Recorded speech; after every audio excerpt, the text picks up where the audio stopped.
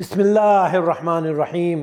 ناظرین کرام، سامعین کرام، میرے نبی نے فرمایا، ارے سنو، غور سے سنو، میرے نبی نے فرمایا جب رمضان کا مہینہ آتا ہے تو جنت کے دروازے کھول دیے جاتے ہیں اور جہنم کے دروازے بند کر دیے جاتے ہیں اور شیاطین کو زنجیروں میں کیا کیا جاتا ہے؟ جکڑ دیا جاتا ہے۔ اللہ اکبر۔ چند ہی دنوں کی بات ہے، ایک دفعہ پھر رمضان المبارک کا مہینہ ہمارے اوپر سایہ فگن ہونے والا، اس کی رحمتوں کی بارش ہماری زندگیوں کو سیراب کرنے کے لیے برس رہی ہوگی۔ اس مہینے کی عظمت و برکت کا کیا ٹھکانہ، جسے خود نبی کریم صلی اللہ علیہ وسلم نے شہر عظیم اور شہر مبارک کہہ کر پکارا، یعنی بڑی عظمت والا اور بڑی برکت والا مہینہ۔ نہ ہمارا تصور اس ماہ کی عظمت کی بلندیوں کو چھو سکتا ہے اور نہ ہماری زبان اس کی برکتوں کا احاطہ کر سکتی ہے۔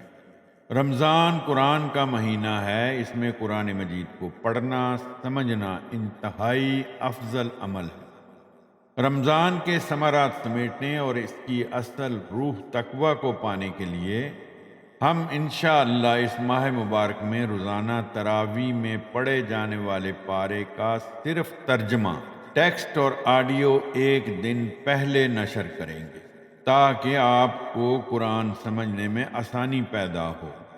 اگر آپ کو اس میں دلچسپی ہے تو جلدی سے ہمارے یوٹیوب چینل اور فیس بک پیج کو سبسکرائب کر لیجئے، لائک کر لیجئے۔ امید ہے کہ آپ اس کار خیر میں دوستوں کو بھی شامل رکھیں گے، ان سے بھی شیئر کریں گے۔ جزاک اللہ خیر۔ ناظرین کرام، اسی طرح میرے نبی نے ایک اور حدیث میں ارشاد فرمایا روزہ آگ اور گناہوں کے ارتکاب کے سامنے ایک ڈھال یا رکاوٹ ہے۔ اگر کوئی روزہ رکھے تو اسے اپنی بیوی سے دور رہنا چاہیے اور لڑائی جھگڑے سے پرہیز کرنا چاہیے۔ کس سے فرمایا؟ بیوی سے۔ اگر کوئی اس سے لڑائی جھگڑا کرنا چاہے تو اسے چاہیے کہ وہ کہہ دے۔ کیا کہہ دے؟ ارے میرے بھائی، میرا روزہ ہے۔ روزے دار کے لیے دو خوشیاں ہیں، الصائم فرحتان، روزے دار کے لیے دو خوشیاں ہیں۔ اللہ اکبر۔ پہلی خوشی جب وہ اپنا روزہ افطار کرنے لگتا ہے، اور یہ خوشی کیوں نہ ہو بھائیو، پورے دن کا بندہ پیاسا بھوکا، سامنے ساری نعمتیں رکھی ہیں، روزہ کھلنے میں تھوڑا سا وقت باقی ہے، لیکن کسی چیز کو ہاتھ نہیں لگاتا، اور جب اللہ اکبر کی صدا آتی ہے تو کتنی خوشی ہوتی ہے کہ روزہ کھل گیا۔ یہ خوشی اللہ کی طرف سے ملتی ہے۔ فرمایا پہلی خوشی جب روزہ افطار کرتا ہے بندہ، اور دوسری خوشی جب کل قیامت کے دن اللہ سے جب اس کی ملاقات ہوگی۔ اللہ اکبر، جب اسے خوشی ملے گی۔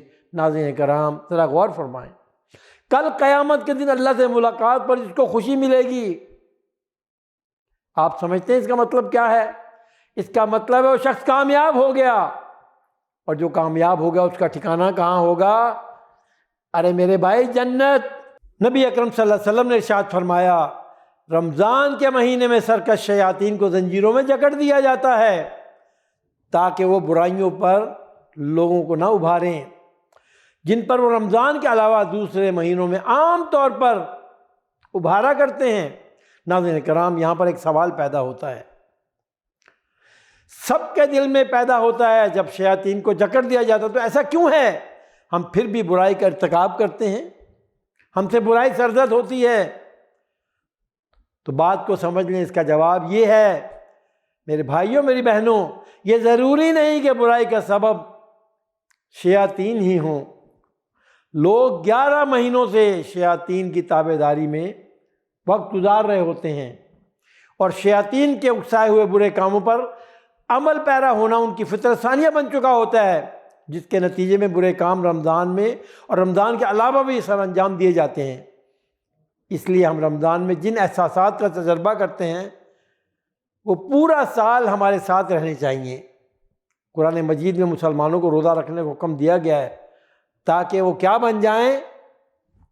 وہ متقی بن جائیں، تاکہ ان میں تقویٰ پیدا ہو جائے۔ ارے میرے بھائی، اس تقویٰ اور عقیدت کو رمضان کے دوران خاص طور پر محسوس کیا جاتا ہے، لیکن ہم سب کو ان احساسات اور رویوں کو اپنی عام زندگی میں بھی اپنے ساتھ رکھنے کی کوشش کرنی چاہیے۔ میرے بھائیوں، رمضان کا حقیقی مقصد نبی اکرم صلی اللہ علیہ وسلم نے ارشاد فرمایا، جس بندے نے اللہ کی راہ میں ایک دن کا روزہ رکھا، اللہ اس روزے کی وجہ سے اس کے چہرے کو جہنم کی آگ سے 70 سال کی مسافت سے دور کر دیں گے۔ اللہ اکبر، اللہ اکبر۔ روزہ تقوی اور خوف الہی کا راستہ ہے۔ روزہ کیا ہے؟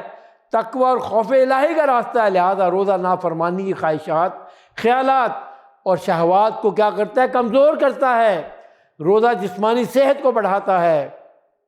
ارے میرے بھائی، یہ زہریلے مادوں کو بھی ختم کرتا ہے۔ اگر ہم صحت کے معاملات کو دیکھیں تو نظام ہضم کو بہتر بناتا ہے۔ روزہ خون کو صاف کرتا ہے، دل کے کام کو آسان کرتا ہے اور ایمان کے جذبے کو روشن کرتا ہے اور روح کو پاک کرتا ہے۔ اللہ اکبر۔ اور کردار کو منظم کرتا ہے۔ ارے میرے بھائی، میری بہن، جب کوئی روزہ رکھتا ہے تو اس کی روح میں عاجزی آتی ہے، انکساری آتی ہے، سادگی آتی ہے اور اس کی جسمانی خواہشات کم ہو جاتی ہیں بلکہ ختم ہو جاتی ہیں۔ اور اسی طرح روزہ رکھنے کا ایک بہت بڑا انعام یہ بھی ہے کہ ایک مسلمان کو اللہ کا فرما بردار اور اس کے حکم پر سر تسلیم خم کرنے والا بناتا ہے۔